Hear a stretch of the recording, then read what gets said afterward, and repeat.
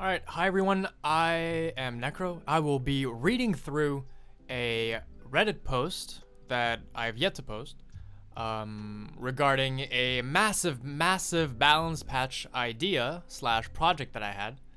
And since it's like 7,000 words, some people might not want to actually read it.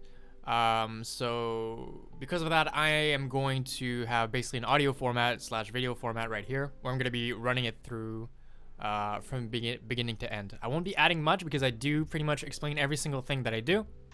So it's basically just going to be a read through. All right. So here we go. All right. TKCT NecrO's fictional super mega balance patch. I feel like I saved the void. Over the past couple months, ever since the void raid change, I've been thinking very hard about the game and the role of every unit. The buff was born out of the void raid's lack of role in the game, and thus, lack of play, so what they did was make it faster, stronger, and cheaper in hopes that it would find its own role somewhere on its own. This lack of direction with their balance patches made me realize that Blizzard might never go back to thinking about changes in a meaningful way.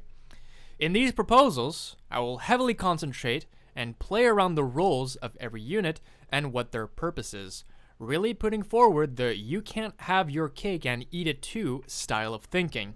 The best example of this was the tank evac. The role of the siege tank was being a powerful, long-ranged unit that needed to hunker down a position by sieging up and needing to unsiege and move around slowly to reposition.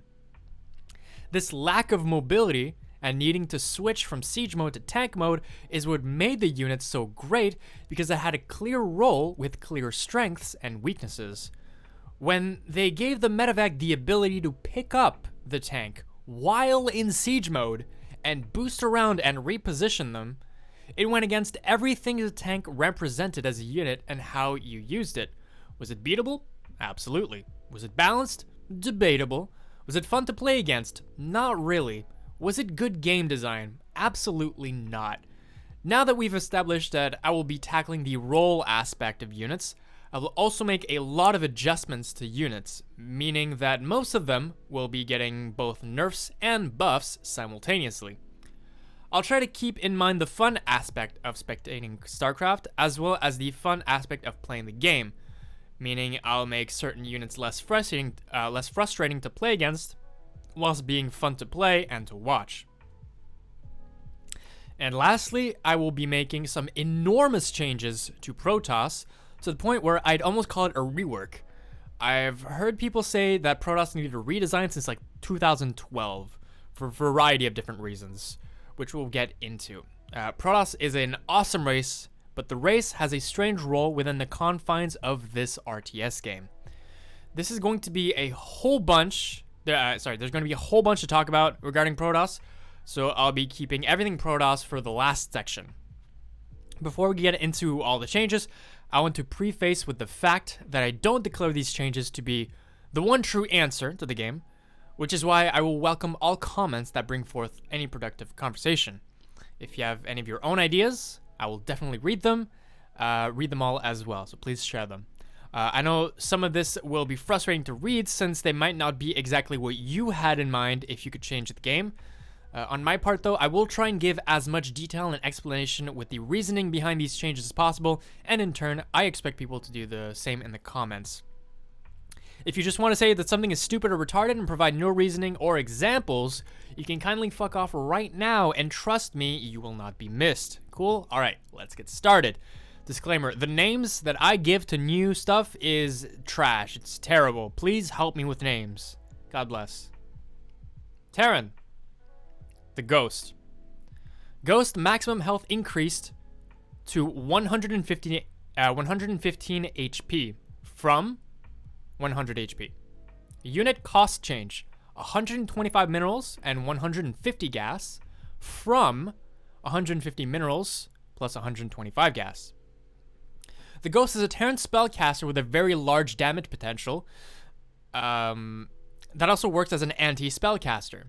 The big weaknesses of this unit is that it is small, so it is vulnerable to AoE, and has relatively low movement speed, so it's vulnerable to anything faster than itself. Which means its only real way of escaping is through medevacs. Since ghosts are primarily made going into the late game, it will naturally encounter a lot of AoE type attacks and abilities and spells, as well as units that have more movement speed than it, either naturally or through completing their various speed upgrades throughout the game. I find they are a bit too vulnerable for what they cost, which is why I'm giving them a little bit more sustainability through their base HP.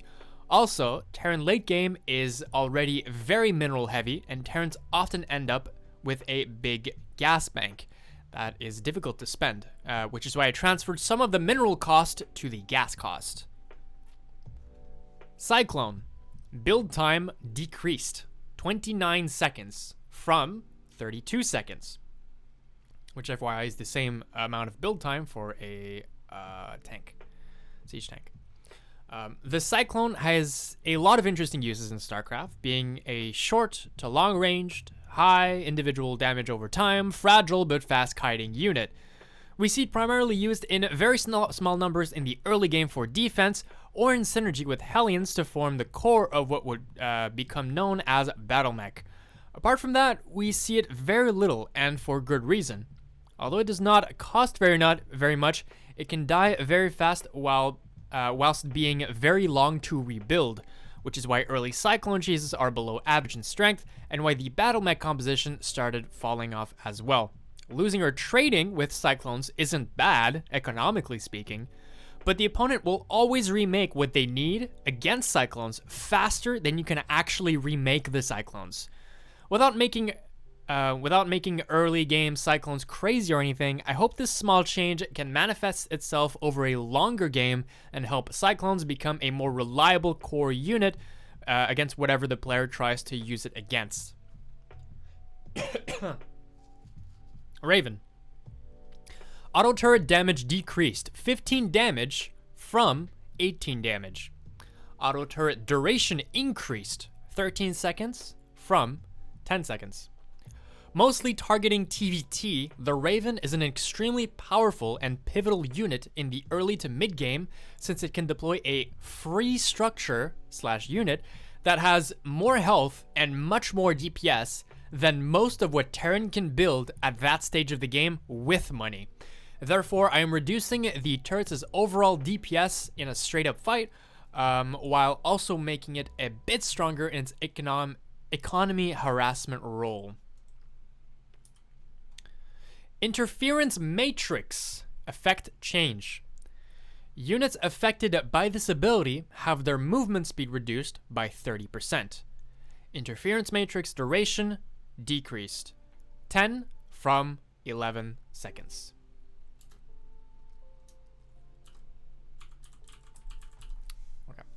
Although it serves its role quite well against siege units, helping an army to break a heavily siege position, it is quite underwhelming for any other big unit that it tries to disable, as it is not difficult at all for the opponent to simply disengage or back up the unit and wait for the effect to dissipate. This is why I'm making the Matrix slow down the unit and a bit to give it a bit more vulnerability without affecting the siege unit interaction. Since the ability is a little stronger, I kind of feel like lowering the duration by 1 second is appropriate.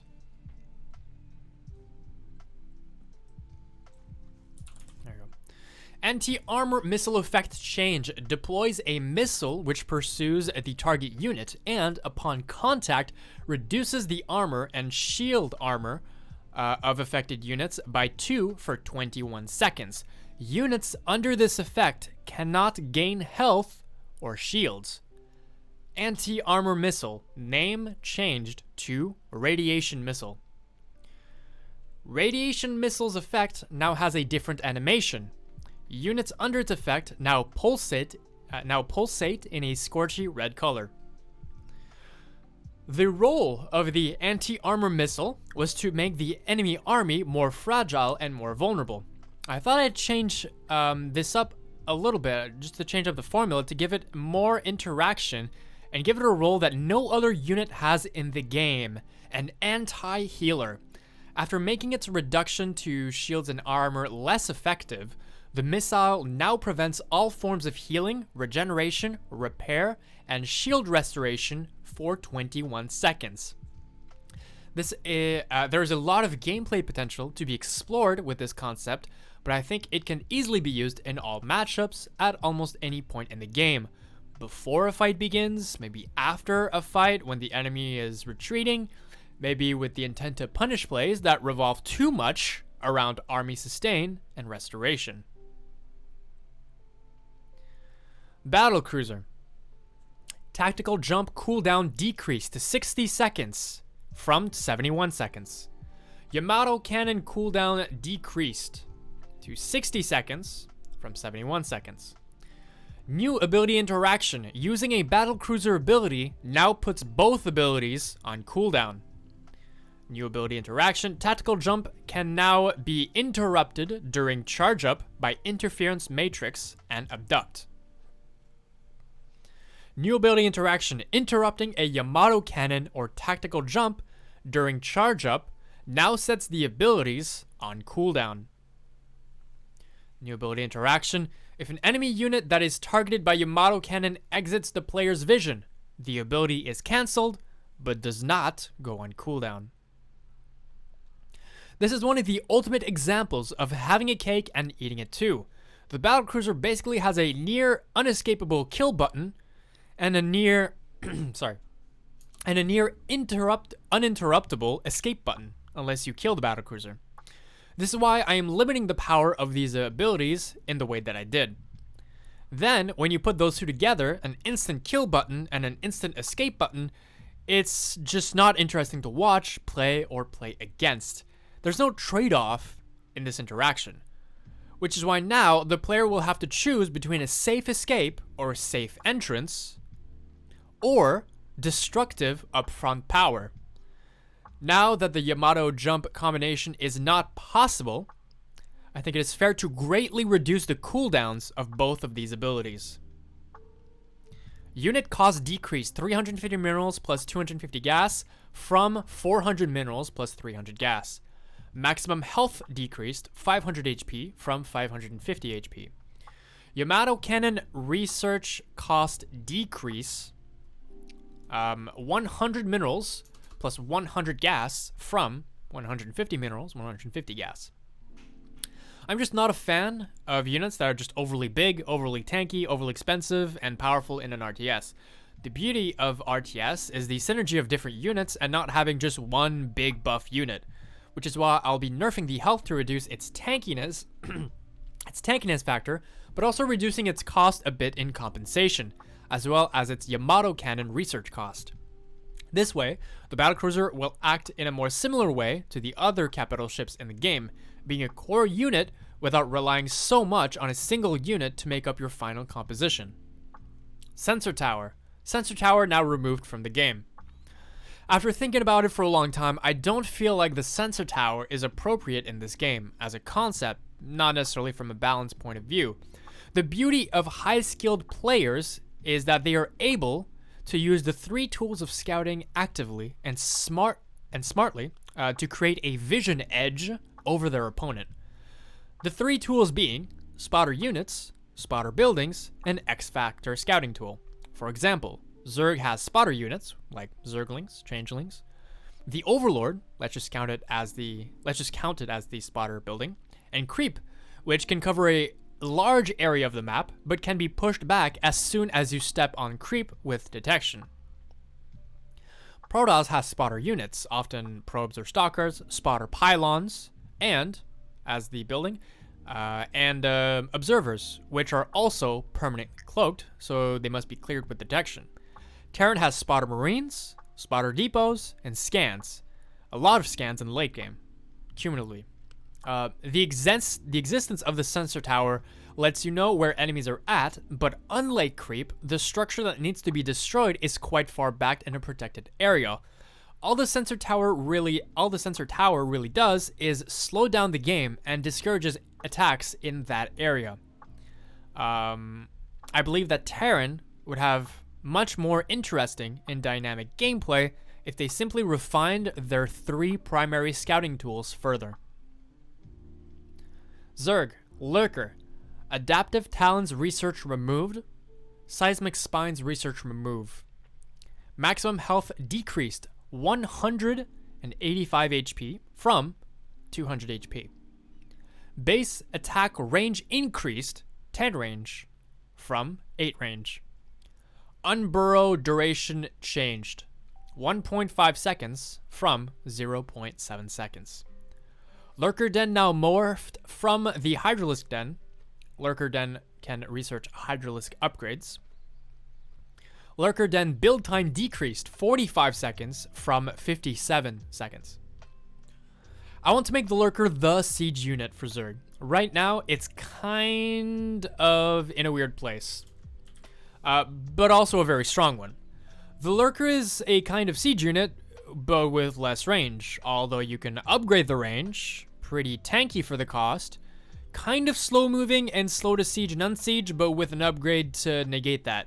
Do you see what I mean? This feels like the tank evac all over again. Blizzard made the Lurker, which had strengths and weaknesses, then gave it upgrades that literally negate its weaknesses. Screw the upgrades, let's slot the Lurker into the siege role, upgrading its base range and lowering its health by a bit to make it a little less tanky. I don't think this overlaps with the siege tank, even though they have the exact same weaknesses. The way they deal damage is still very different. Lurkers splash and aligned and are burrowed, so I think this change is fine and good for the role the Lurker is trying to fill. Swarm Host. Locust damage, attack cooldown.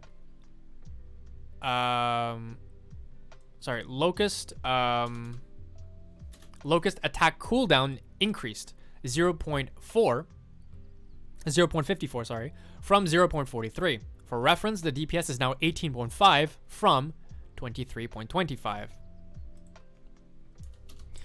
I'm just correcting stuff here. Okay. Locust duration increased 21 seconds from 18 seconds. Swarm Host movement speed increased 3.30 from 3.15. New passive effect from Spawn Locust ability.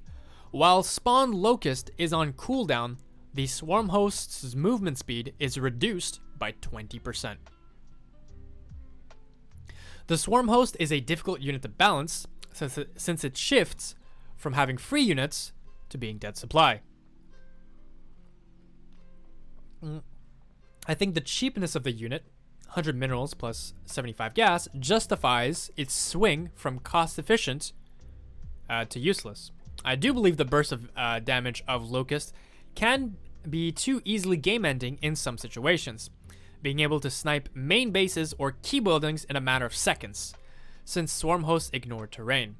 Although there is some counterplay, I want to reduce the effectiveness of game-ending Swarm Host waves by lowering their overall DPS and increasing their lifespan. I'm allowing the opponents to have a little more time to be able to react and deal with the Locust waves whilst retaining a high overall damage if undealt with. I also want to emphasize the Locust's vulnerability after launching their Locust wave and encourage synergizing plays such as Nidus or drop Overlords to deal with this weakness. Viper. Blinding Cloud spell reworked and moved to the Infestor. Unit cost changed 100 minerals and 150 gas from 100 minerals to 100 gas. New Abduct spell interaction. Target massive unit is now pulled halfway between its initial location and the location of the Viper. Parasitic Bomb damage changed 120 plus 80 versus massive. Can stack. After having an entire spell removed from its kit, my first instinct was to lower the cost of the Viper, also trying to encourage people to build both Viper and Infestor in synergy. I want to differentiate the Viper from the Infestor, one being more anti-air, one being more of an anti-air spellcaster versus an anti-ground spellcaster. Abduct is a spell that almost serves as an instant kill spell because you are pulling a unit in isolation into the DPS of your entire army. So the power of abducting a zealot or a capital ship is almost the same. So I made it a bit more difficult to pull the expensive units right into your army, which for the most part are massive units, requiring 2 abducts and proper positioning to pull off. And since I will be removing fungal growth from the game, I will be adding some extra power to the parasitic bomb. Sorry, I'll be adding some extra power to the parasitic bomb to help against late game capital ships, furthering its role as the anti-air spellcaster. Infestor rework. Size of the infestor reduced by 10%. Fungal growth spell removed. Neural parasite spell removed. Microbial shroud spell removed. New spell, septic fog, cannot be cast while burrowed. Cost, energy cost 100, range 11, duration 7 seconds, radius 2. Effect, creates a bright green cloud for 7 seconds that reduces the attack range of ground units and structures underneath to melee range. Movement speed of enemy units underneath the cloud is reduced by 20%. Enemy units under the cloud take 2 damage every second. Does not stack. New spell, Fiendish Nebula, cannot be cast while burrowed. Must be researched at Infestation Pit, 200 minerals and 200 gas, 100 second build time. Energy cost 75, radius 1.5, range 8, duration 4 seconds. Effect, create a dark brown cloud for 4 seconds. Friendly ground units underneath the cloud take no damage from spells, so energy-based abilities. Transferred spell, Contaminate, can cast while burrowed. Energy cost 100, range 3, duration 21 seconds. Effect, the infestor covers an entire enemy structure with slime. The structure will be unable to train units or research upgrades for 21 seconds. First, let's get it out of the way. The infestor is clunky as fuck, okay? So I'll be reducing its size slightly to help with that. Secondly, I want to slot the infestor into the more ground spellcaster / ground terrain control type unit. So fungal growth is gone, and instead I gave it a new disgusting ability, which is basically Blinding Cloud mixed with fungal growth all in one, but with less damage. This spell will help a lot with that terrain control role, but its energy cost is quite high, so use it smartly. The infestor does not have the consume ability. Then, Fiendish Nebula is a spell made to be an anti-spellcaster spell. With the existence of Feedback, which sucks all energy and deals damage, EMP, which deals shield damage and removes energy in an AoE, Fiendish Nebula is a spell that nullifies the damage and effects from spells instead. So players will have to be quick and decisive with this cast, sometimes having to predict in advance where the opponent's spells will land. Lastly, I always thought the Overseer Contaminate spell was much closer in identity to the Infestor. So I'm moving the Overseer closer to its Vision unit role and moving its Contaminate spell to the Infestor. Now we will once again see burrowed infestors infiltrating enemy lines, but not to drop infested Terrans, but to sabotage and infest their buildings. Overseer, Contaminate spell removed. New ability, Far Sight. Research at Hive, 100 minerals, 100 gas, 43 second build time. Effect, after 0.7 seconds, the Overseer narrows his vision to a cone in front of him, immobilizing him until cancelled and granting him 50% extra vision range. The cone will have a silhouette that the opponent can see. Zerg late game army vision has been an issue for a while in comparison to other races. Protoss have the Revelation spell from the Oracle, and Terrans have scans, both to keep track of the opponent's late game army in a consistent way. Realistically, the only late game army vision Zerg can have is spamming a bunch of changelings, which seems and is quite ridiculous when you think about it. Since creep is already quite strong, I don't want to give Zerg a permanent army vision type spell like Revelation or Scan. So Zergs will have to dart in and out and micro their overseers to spot the enemy without getting themselves killed. So their army vision will most likely be in short bursts. For reference, the narrow cone of vision of an overseer will have 16.5 ranged when sieged. And just like Revelation and Scan, the silhouette of the vision cone will give a visual indication to the other player of what the overseer can and cannot see. When you think about it, it's kind of like Sauron's eye. It is. Mutalisk. Movement speed decrease 5.49 from 5.6. Mutalisk attack range increased 4 from 3. Passive ability, tissue regeneration changed. After 3 seconds of being immobilized, the Mutalisk's health regeneration rate increases to 2 HP per second from 1.4 until they are no longer immobilized. Let me just modify this here. Okay. Tissue regeneration renamed to asymmetrical slumber. I wanted to increase the attack range by 1 for a couple of reasons. So early small Mutalisk numbers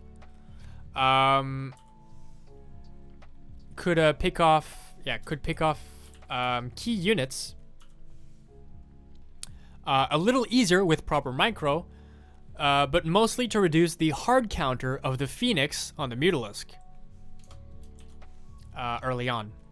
This change will not affect the late game much, but will help Mutalisks in the early to mid game. With that said, I want improper use of Mutalisk to be easier to punish and more impactful.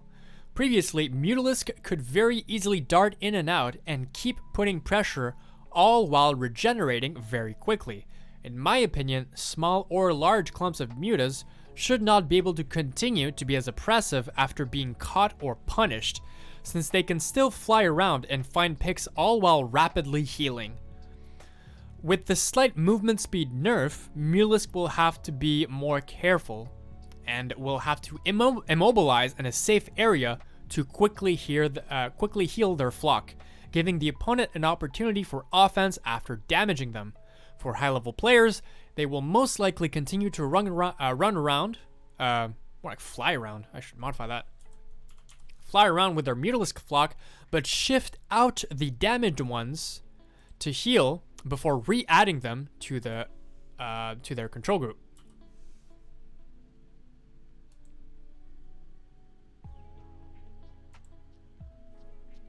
Yeah, I think we're still on. Nice. Broodlord, movement speed increased 2.35 from 1.97. I would almost categorize this buff as a quality of life change. Broodlords are used a lot less in the late game in comparison to his fellow Zerg friends like the Lurker, the Viper, the Ultralisk, and straight up, the Corruptor. The main reason is their movement speed being painfully slow. Even though it was chosen to be this way because of its role as a siege unit, it's still much too slow. Wherever the Broodlord flock goes, it's basically 100% committed. They cannot turn around after a fight without all dying and cannot go from one side of the map to another in any reasonable amount of time, slowing down games involving Broodlords to a very remote location or section of the map. Its counterparts would be the Tempest and the Liberator as air siege units. However, those two have 3.15 and 4.72 movement speed respectively. And all capital ships have 2.62 movement speed, like the Mothership, Carrier, Battlecruiser, Thor, Voidray. So I'll be giving it more movement speed to help match the air movement of other late game air compositions. Protoss. Time to get in what I would basically call a rework. Protoss production is very limited in the early game compared to the other two races, which is why we had to give them extra tools to be able to survive it. tools that kind of break the rules of RTS. The first one being Defender's Advantage, which can be nullified with warp-ins. The second one is saving units with recall when they are stuck on the opponent's side or out of position, which can be okay if tweaked. I would say those two are the major ones. The third tool is not RTS breaking, but it is flawed at its core, and it was Blizzard patching themselves into a corner, which is the shield battery. The shield battery was intended as a defensive structure, but it got abused offensively as well. Then there was the proxy immortal problem. They tried to make shield batteries sufficient to hold that, but it was not quite enough, and that was not the only all-in that the shield battery could not hold. At this point, the shield battery was better offensively than defensively. Then, as a hot fix, they made the overcharge, so when the shield battery became not enough, or ran out of energy, now you could heal even faster, even without energy, with battery overcharge. Having a building that just makes your unit or units virtually unkillable without needing energy is just a flawed design, in my opinion, and there are better ways to go about it defensively and offensively. So let us get to it. First change, shield battery removed. Added mothership core. Mothership core type, air unit. Armor type, psionic, mechanical, heroic. Built from Nexus. Requirement, cybernetics core. Cost 100 minerals, 100 gas. 20 seconds build time, 3 supply. Attack, ground only. 8 damage with an attack cooldown of 0.86. Range of 5. I'll just modify this. Sight 10. Speed 3.15. Health 130. Shield 60. Base armor 1. I'm just take a sip of this tea before we finish this.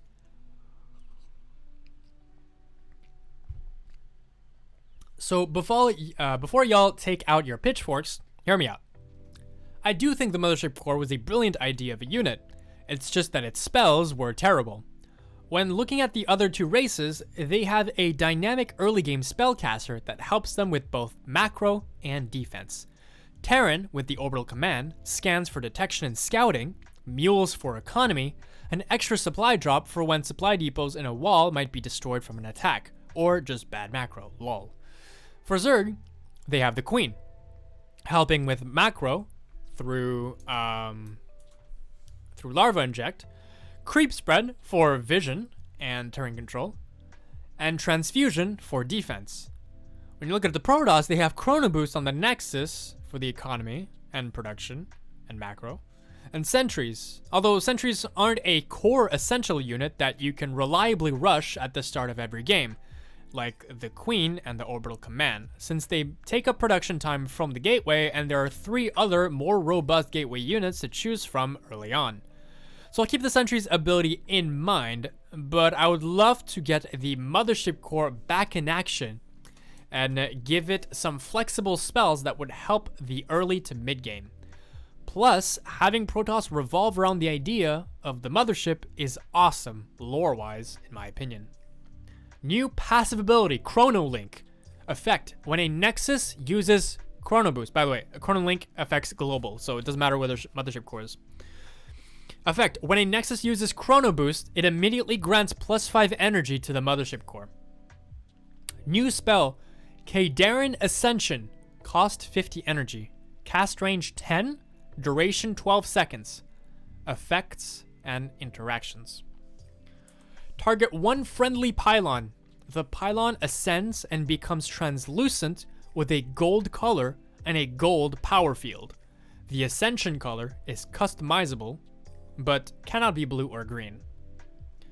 Units and buildings inside an ascended power field have 40% decreased cooldown, so that includes attack cooldowns, ability cooldowns, and warp-in cooldowns. This does not affect any build time.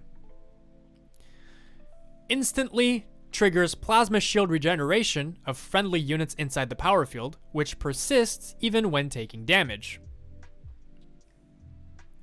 The ascended pylon becomes pathable for friendly units only, and becomes untargetable until the end of Kadarin Ascension's duration. Buildings inside an ascended power field cannot be chrono boosted. Any building affected by chrono boost inside an ascended power field lose their chrono boost effect. Warp gates affected by Kadarin Ascension can only warp in an ascended power field.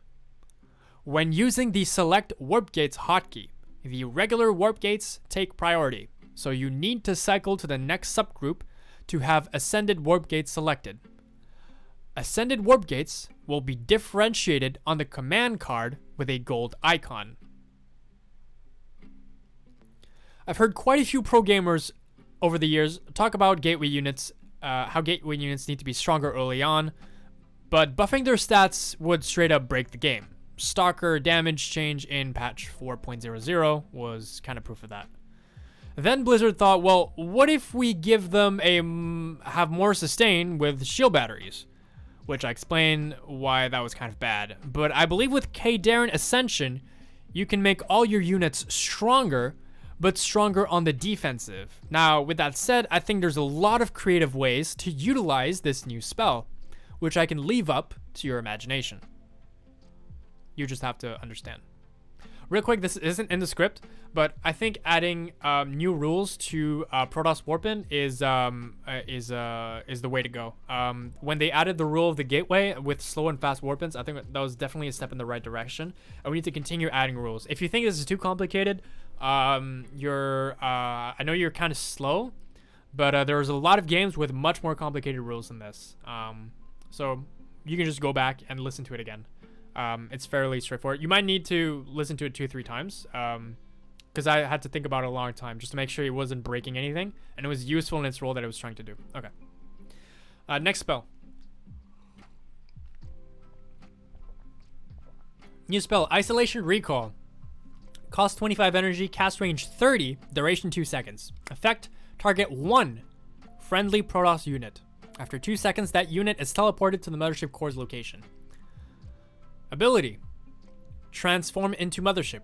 Requires Fleet Beacon, cost 300 minerals, 300 gas, build time 94 seconds. I did mention that I did not like Recall in my opening statement, but I also said that it could be tweaked. The problem with the current Recall in the Nexus is that the only counterplay is forcing a Recall, but that Recall is global, can be used on a bunch of units, and forgives players for being out of position too heavily, even if they're across the entire map. With this Recall, it relies on several things: the energy reserves of the Mothership, the placement of the Mothership, if the target units are within 30 range, and relies on the Mothership being/staying alive. Proper positioning, static defense, and warpins should be enough for dealing with harassment and counterattacks. Again, I think there are a lot of creative ways to use this new spell for defense, but also for offense. Before I move on, I do want to point out that the Mothership Core will greatly affect early Overlord scouting, as they can spot Overlord pods. I do think this is fine, and Zergs will be able to adapt and keep active Zerglings at the front and scout with backdoor Overlords that stay safe in dead airspaces until used. Alongside the possibility of using Pneumatized Carapace. Gateway. Gateways no longer automatically transform into Warp Gates when Warp Gate is researched. Both of the races need to go back to base to properly set up their production. Terrans with add-ons and switching, and Zerg with injects. I think it is perfectly reasonable to make Protoss need to go transform their gateways into Warp Gates. And if you are really Gosu, you can add them to a control group as you make them, so you can transform them later without even going back to base.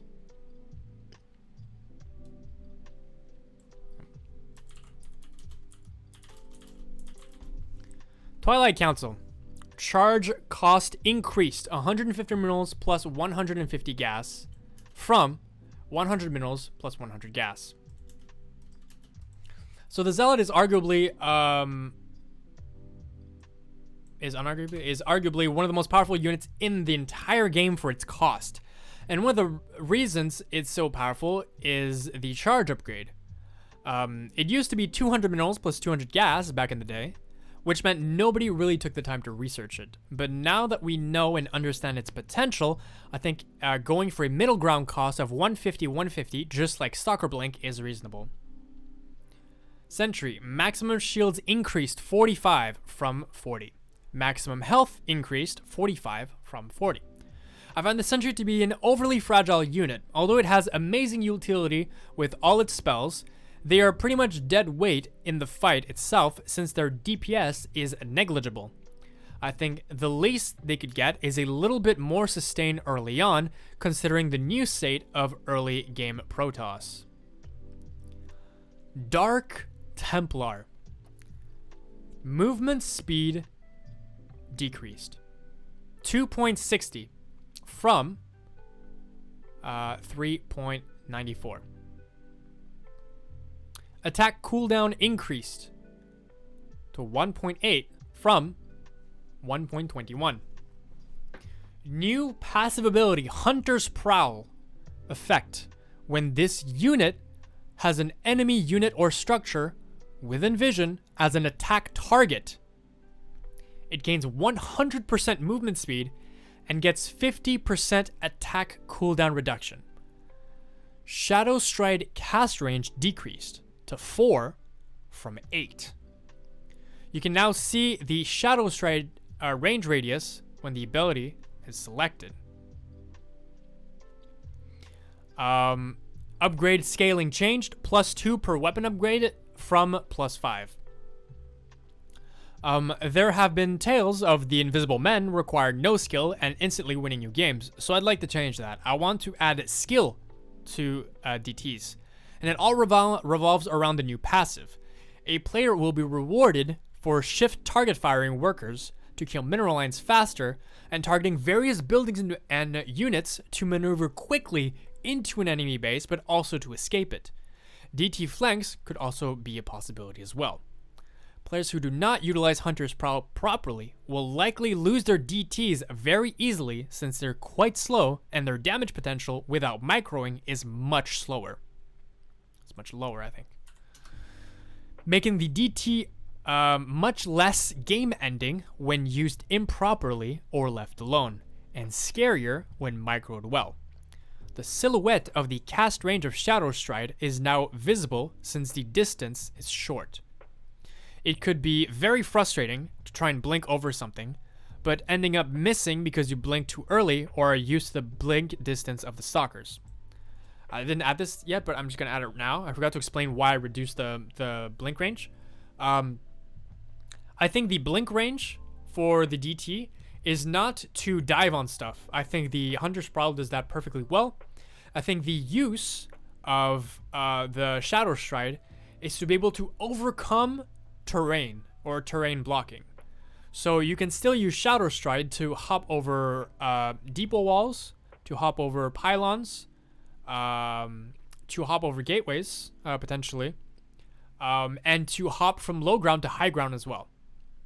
But I don't want Blink DT to be necessarily a retreating spell or an offensive spell. I think the new passive should take care of that. So yeah, the new Shadow Stride is meant to be meant to overcome terrain as its role, which is why I reduced it. Immortal. Barrier is now an upgrade from the Robotics Bay. 100 minerals plus 100 gas, 46 seconds build time. Unit cost change 225 minerals plus 125 gas from 275 minerals plus 100 gas. Barrier duration increased 4 seconds from 2 seconds. The Mortal is a cool unit, but it also seems to be one of the banes of the game, as it was often considered one of the strongest, if not the strongest unit in the entire game, historically. The threat of proxy mortals has been the threat to the PvP matchup that basically birthed the shield battery and even battery overcharge. I think with the addition of Kadarian Ascension and the fact that immortals no longer come with barrier, it will be much easier to hold. In terms of the cost change, With the addition of Kaldarian Ascension and the Sentry buff, I am quite afraid of a return of overly powerful 2-base all-ins. So by increasing the gas cost as well, I'm slowing down the ability to research complementary Twilight Council upgrades and building sentries, and giving the opponent a little bit more of a window to deal with such pushes. Warp Prism, Gravatic Drive upgrade removed. Unit cost decrease 200 minerals from 250 minerals. New warp in mechanic, only 4 units can be warped in at the same time inside a Warp Prism Psionic Matrix. In other words, there can only be 4 simultaneous warp in animations. That makes sense, hopefully. Everyone knows the incredible strength of the Warp Prism. Again, one of the most powerful units in the game. Instead of nerfing the unit's strength, Blizzard instead thought of making it simply more expensive by making it more precious, but it still retained all of its strengths. My first step in the nerf is simply to remove Gravitic Drive, which makes the Warp Prism only catchable by Mutalisks and Phoenixes. Also, I will be adding another Warp-In rule. The other incredible strength is to be able to warp in an entire army anywhere, only limited by your amount of production, which also makes the Warp Prism a game-ending unit, since it becomes the equivalent of a Terran or Zerg Doom drop inside a single unit. Now, they can only have 4 active warp-ins at a time, which means the Protoss will have to come back continuously to warp in more and more units, making the deadly drop more gradual instead of instant. On top of that, players can retain most of its power by simply warping in 4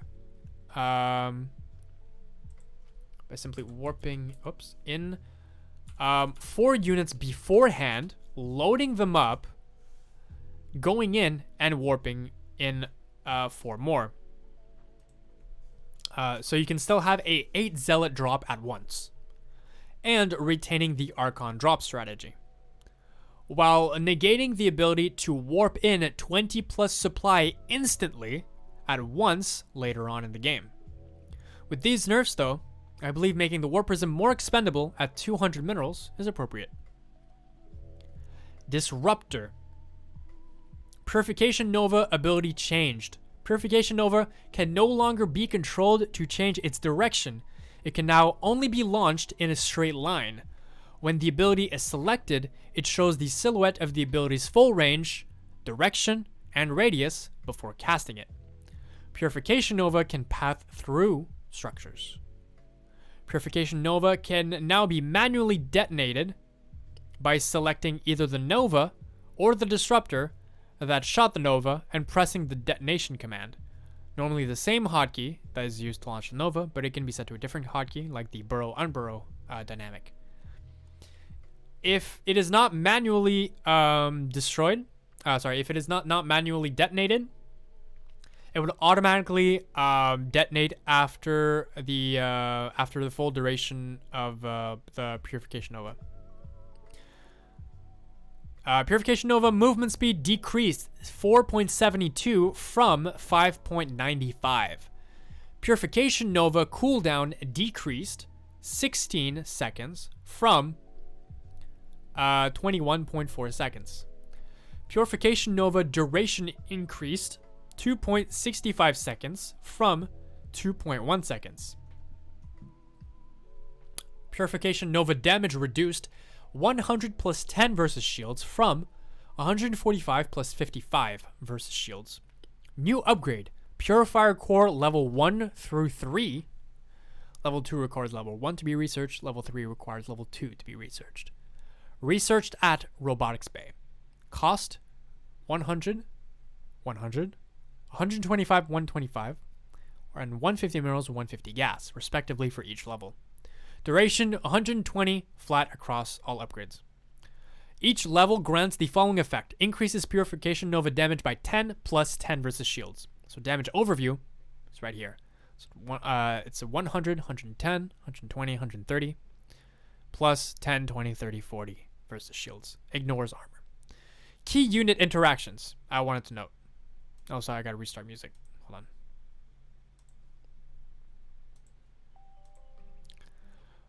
Regardless of upgrades, the Disruptor will always two-shot roaches, tanks, lurkers, disruptors, and queens.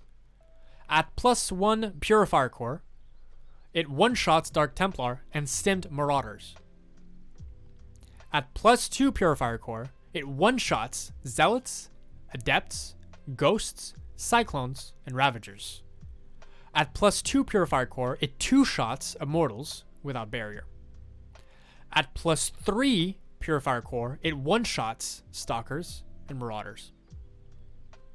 Well, that was a whole bunch of information at once. So basically, the Disruptor was another one of those game-ending units, but also very oppressive and frustrating to play against. The reason being is that not only did the Nova have 5.95 movement speed, which outran every ground unit in the game apart from the Hellion and the Zergling, but it also could latch onto a unit, making it also very difficult to dodge and really just slows the game down indefinitely, or heavily punishing even a single instance of improper micro. The micro versus these disruptors are much more straightforward since they launch in a straight line. It's more predictable, basically. But I think the micro interaction involving this unit will become much more fun, since having several disruptors basically means you have to play Osu with exploding balls, or the Novas. For those who don't know who Osu is, it's basically a rhythm game. To also mitigate the game ending mechanic, disruptors stay heavy damage dealers without instantly killing all tier 1 units, depending on the upgrades, whilst keeping critical two-shot interactions with units like the siege tanks and the lurkers. The full length of a Purification Nova cannot outrange a siege tank, just FYI. Also, these units are quite difficult to use, which means going over 4 disruptors is almost never worth it. With that said, since the Nova itself took a blow to its damage and movement speed, I think it would be wise to decrease its cooldown to give the Protoss more opportunities to use it, especially since the Disruptor is meant to be used in smaller numbers. Oracle. Pulsar Beam attack cooldown increased 1.21 from 0.61. Pulsar Beam damage increased 20 plus 7 versus light from 15 plus 7 versus light. With the Pulsar Beam attack speed being slower, it makes no sense to have a continuous beam as its animation. So the Pulsar Beam animation is now laser shots with a small charge up animation inside the Oracle, similar to the Tempest attack animation. With the removal of the shield battery, I am well aware that the Oracle harass in PvP would become incredibly strong. So I halved the attack speed of the Oracle to let the gateway units be able to respond in a reasonable amount of time before damage becomes anywhere near game ending. However, Pulsar Beam has its uses outside of harassment as well, so I wanted to retain the overall DPS post the attack speed nerf, which meant increasing its base damage. Tempest. Attack range increased 15 from 14. Movement speed decreased 2.35 from 2.15. Attack cooldown decreased 2.14 from 2.36. When Tectonic Destabilizers is researched, the base animation of the energy ball on the Tempest's model will now show that color permanently, and not just when it attacks.